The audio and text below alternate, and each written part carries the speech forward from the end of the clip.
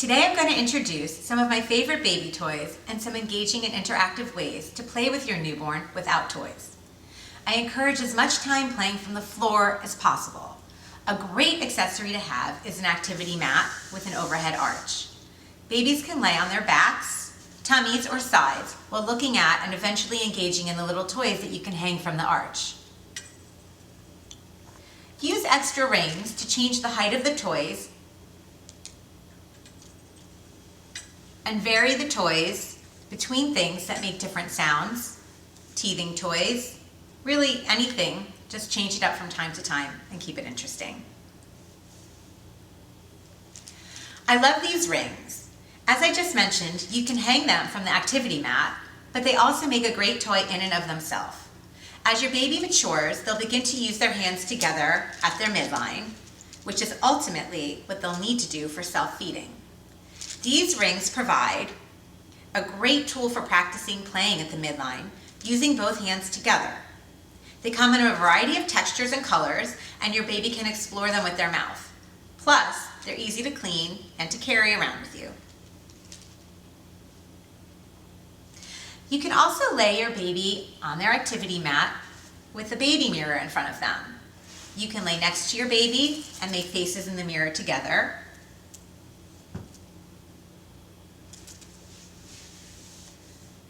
Two other toys I want to show you are crinkle paper and the O-ball. Crinkle paper makes a really satisfying noise and provides a little cause and effect. As your baby moves the paper in their hands, the crinkle paper makes noise. The O-ball is super easy to hold. It encourages using both hands together at the midline and can be explored in the mouth. And when your baby matures a bit, you can do things like take your hooks and hook a toy to the ball, making it a little more interesting and changing it up a bit. Another thing I like to do is to stick the crinkle paper inside the ball. Your baby will have a great time figuring how to get it out. It helps with fine motor development as well, and hand strength. I love good old-fashioned rattles and teethers. I love these keys. We played with them probably when we were babies. They're still around. These are great. And last but not least, high contrast books are visually stimulating and fun for babies. This is one by Tana Hoban. Babies love to look at high contrast pictures like these.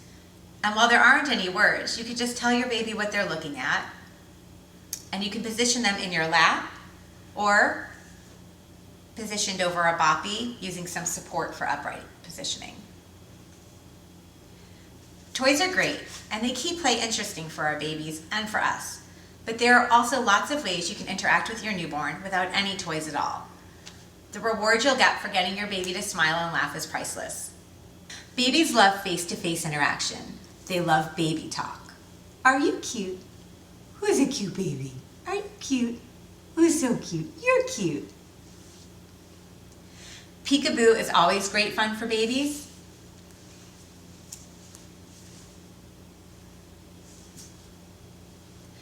You can play pat a cake using your hands over your baby's hands. Pat a cake, baker's man. You can also use their feet and alternating hand to foot.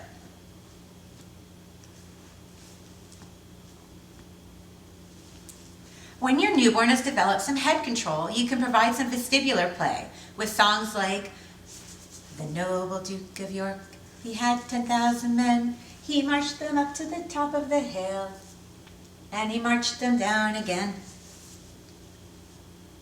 Describe what direction you're moving them in when appropriate. This lays the groundwork for body awareness and develops language. As your baby matures, you can provide both rhythmic and unexpected movement. Whoop. And you can use language to go along with that as well. In conclusion, I'll recap a few main points. Allow for as much play from the floor as possible and in different positions. Keep it simple. Think about the toys and songs that you grew up with. They're the same things babies still like today. Babies explore the world and soothe themselves using their mouths. Provide toys that encourage using both hands together, which will start to teach them about the midline of their body and help ready them for self-feeding. Interact with your newborn by singing songs and providing rhythmic and eventually unexpected movements, and by playing with hands and feet and crossing opposite hand to foot as well. And most importantly, have fun. Thank you for listening. If you have any questions or would like to reach out, you can reach me through my website, sparkpediatricot.com, or through the Parent Collective.